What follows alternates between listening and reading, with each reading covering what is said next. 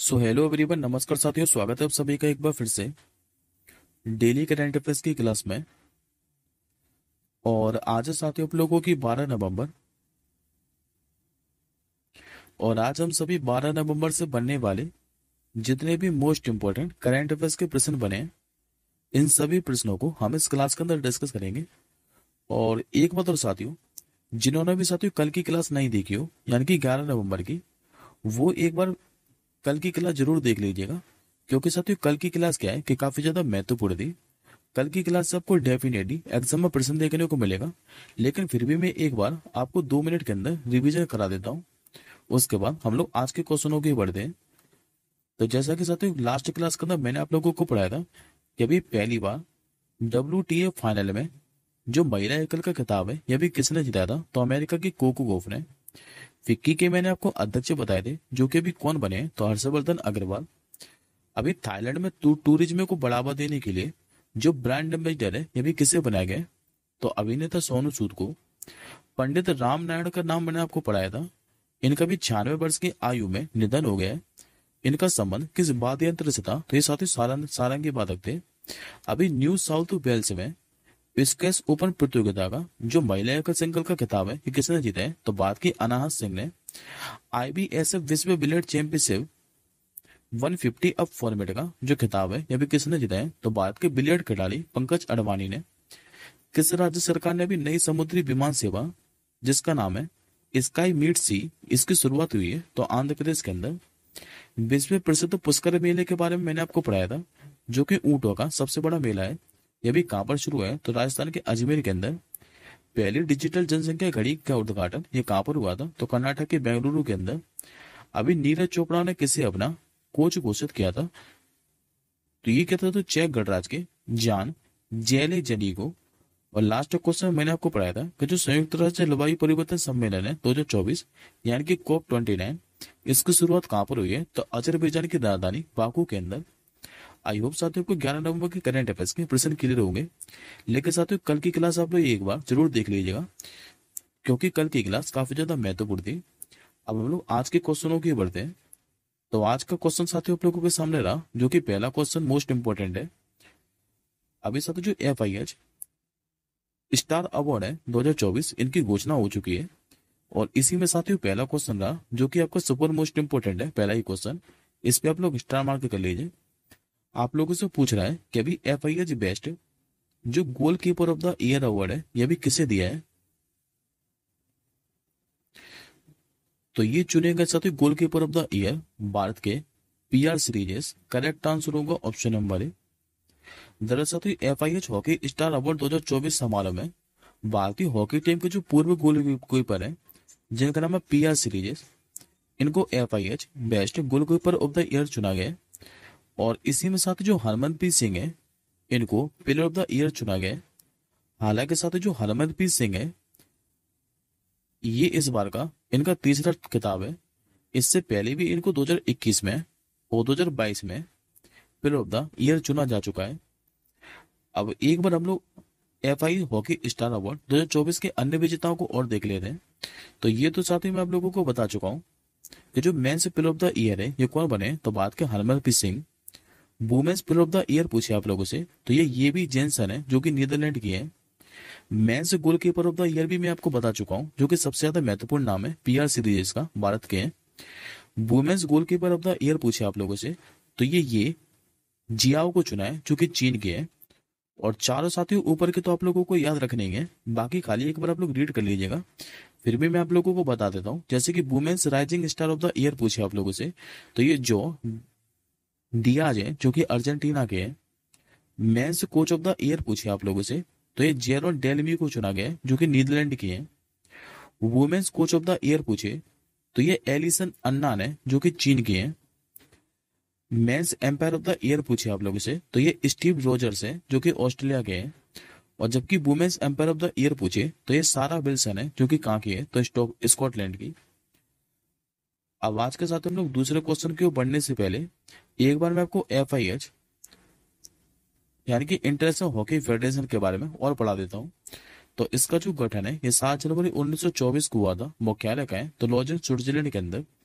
और अभी इसके वर्तमान में अध्यक्ष कौन बने दोबारा, तो तैयब इकराम। अब आज के हम लोग दूसरे क्वेश्चन की ओर बढ़ते हैं। आज का साथियों आप लोगों के सामने दूसरा क्वेश्चन रहा, आप लोगों से पूछ रहा है कि अभी जो हरविंदर सिंह सोढ़ी हैं, जिन्हें एच.एस. सोढ़ी के नाम से भी जानते हैं, इनका भी 86 वर्ष की आयु में क्या है कि निधन हो गया है। आप लोगों को दोस्तों ये बताना है कि इनका जो संबंध है ये किस खेल से है। तो ये साथियों पोलो खिलाड़ी है हरविंदर सिंह सोढ़ी, और इनका भी 86 वर्ष की आयु में क्या है कि निधन हो गया है। और बात करें साथियों हरविंदर सिंह सोढ़ी को, तो इनको साथियों बिली भी कहा जाता है, और इनको अर्जुन पुरस्कार से भी सम्मानित किया जा चुका है। अब एक बार साथियों लोग एडिशनल इन्फॉर्मेशन देखे, इनका भी साथियों अभी हाल फिलहाल के अंदर ही निधन हुआ है। और लगातार साथियों मैं आपको एक हफ्ते से इन नामों के बारे में पढ़ाते हुए चल रहा हूँ।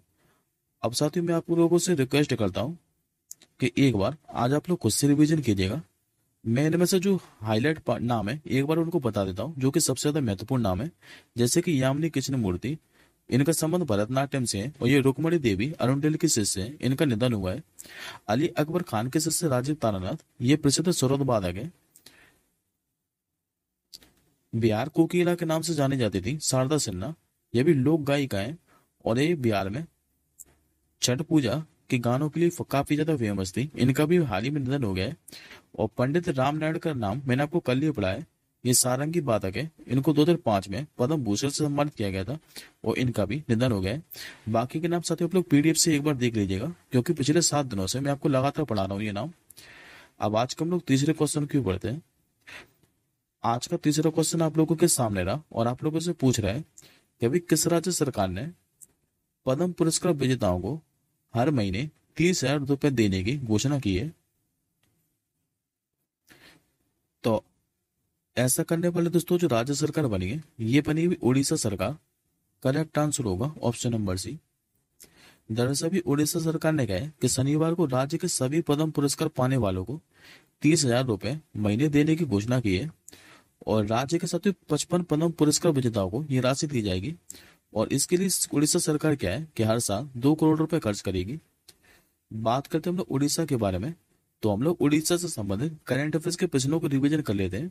जैसे कि दोस्तों मैंने आप लोगों को पढ़ाया था कि अभी उड़ीसा ने पूर्व जो अग्निवीर है, इनको 10% आरक्षण देने की मंजूरी दी थी। प्रत्यक्षा रे का नाम मैंने आपको पढ़ाया था, इनको भी 1 लाख पुरस्कार 2024 के लिए चुना गया था। सुभद्रा योजना की शुरुआत की गई थी उड़ीसा के अंदर। उड़ीसा में भी देश का पहला राज्य एटीएम ये लॉन्च किया गया था, मैंने आपको पढ़ाया था। और सुरमा पानी का नाम भी मैंने आपको पढ़ाया था, इनको भी उड़ीसा विधानसभा की दूसरी महिला अध्यक्ष चुना गया था। अब आज का चौथा क्वेश्चन देखिए। आज का आपका जो चौथा क्वेश्चन है ये इंडेक्स से संबंधित है। आप लोगों से पूछ रहा है कि वर्ष 2030 की world intellectual property organisation global patent filing में अभी वैश्विक स्तर पर भारत जो है ये किस स्थान पर रहा है। तो भारत को साथियों इसमें इस बार 6वां स्थान मिला है। आंसर होगा ऑप्शन नंबर डी। देखिए अभी वर्ष 2023 में जो वैश्विक पेटेंट दाखिल है, इसमें भारत को दुनिया का 6वां स्थान मिला है। और ये जो साथियों उपलब्धि है, यानी कि ये रिपोर्ट किसके द्वारा जारी की गई है, तो वर्ल्ड इंटेलेक्चुअल प्रॉपर्टी ऑर्गेनाइजेशन के द्वारा।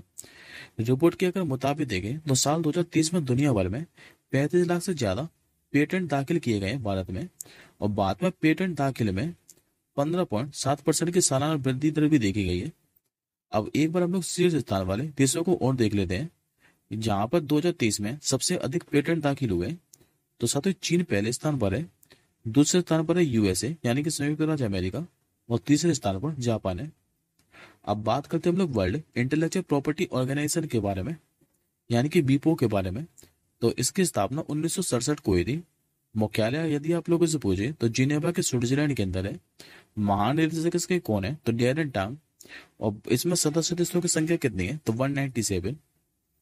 अब आज का आप लोग 5वां क्वेश्चन देखिए। हाल ही में भी दुनिया की सबसे ऊंची जो एंड्यूरो माउंटेन बाइकिंग रेस है, जिसका नाम है मॉन्ड्यूरो 4.0, ये कहां पर प्रारंभ हुई है। तो ये प्रारंभ हुई है साथियों अरुणाचल प्रदेश के अंदर। सही आंसर होगा ऑप्शन नंबर डी।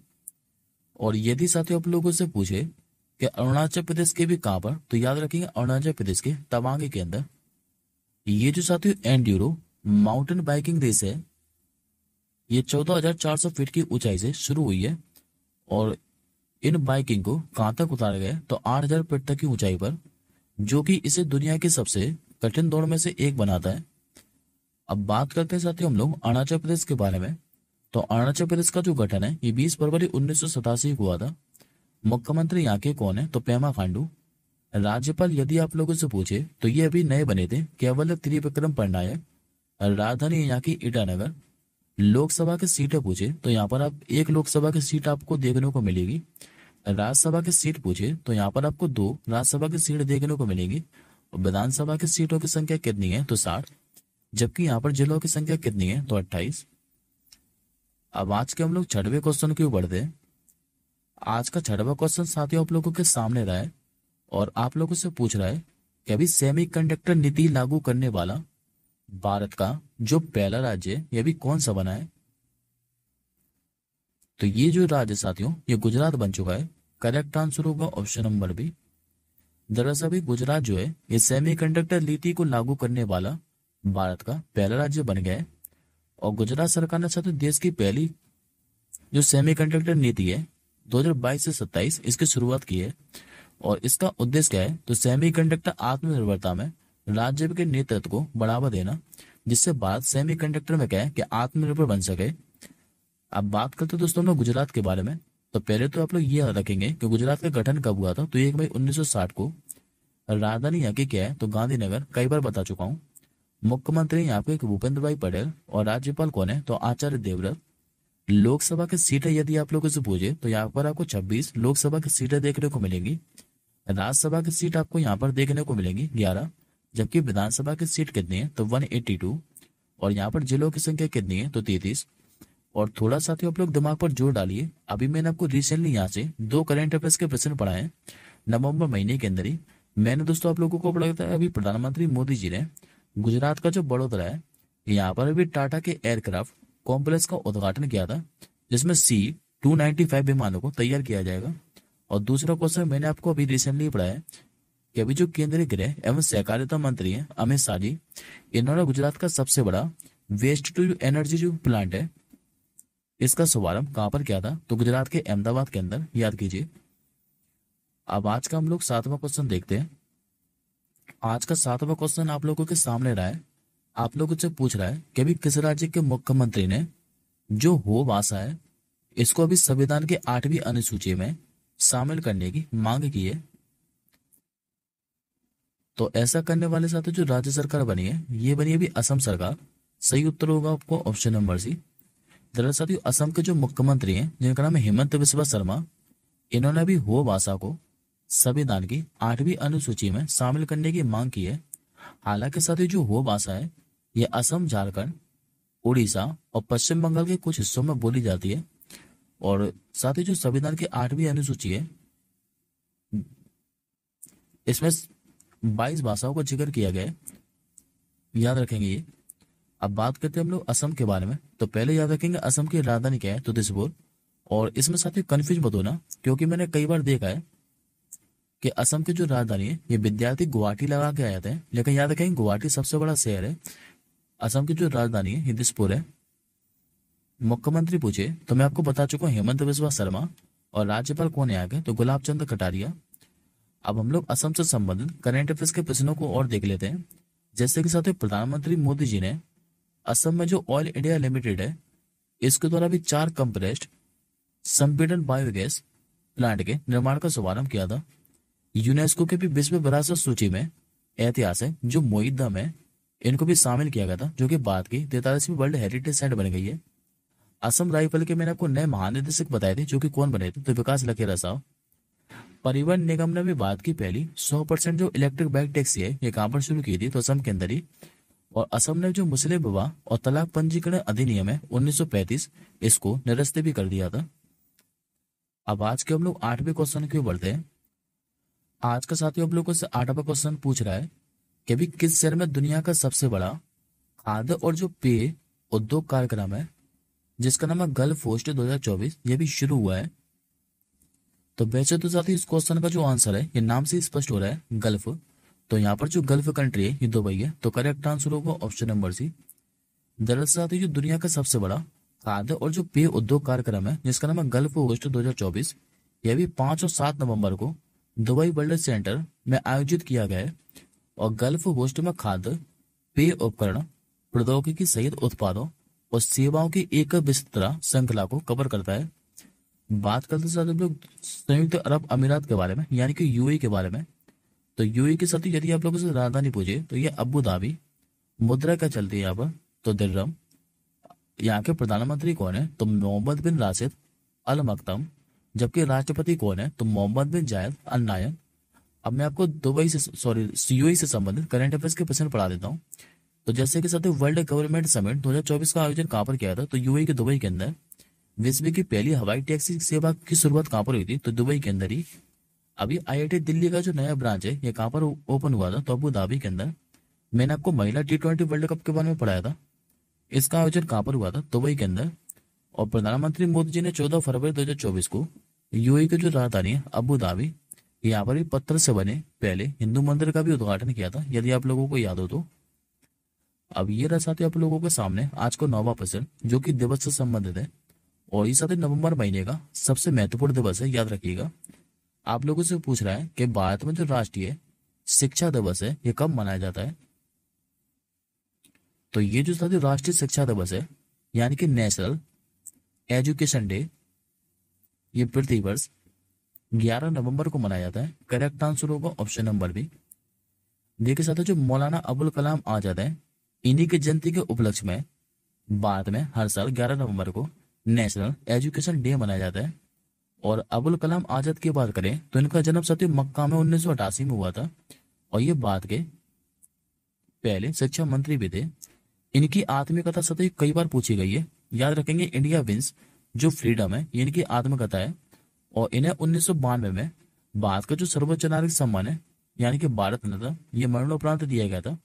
ये 1923 में दिल्ली विजय सत्र और 1940 में रामगढ़ में भारतीय जो राष्ट्रीय कांग्रेस है इसके अध्यक्ष भी चुने गए थे।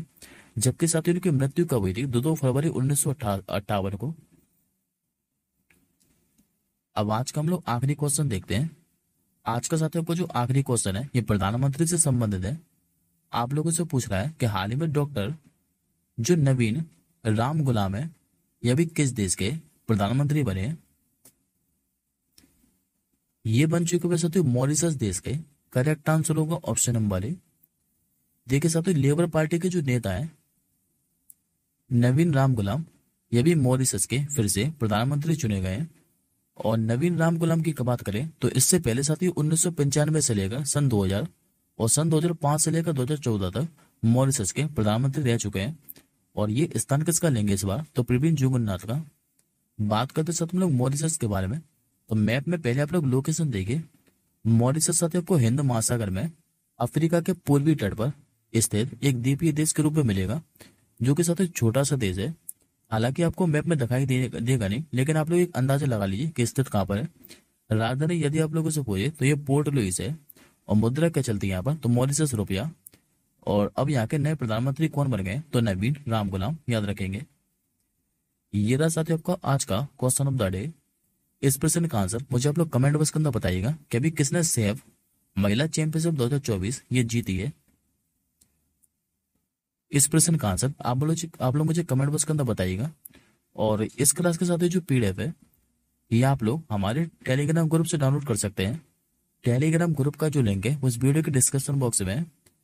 अब हम जल्दी मिलेंगे दोस्तों अगली क्लास के साथ ही, कल सुबह 4:30 बजे। तब तक के लिए जय हिंद, वंदे मातरम।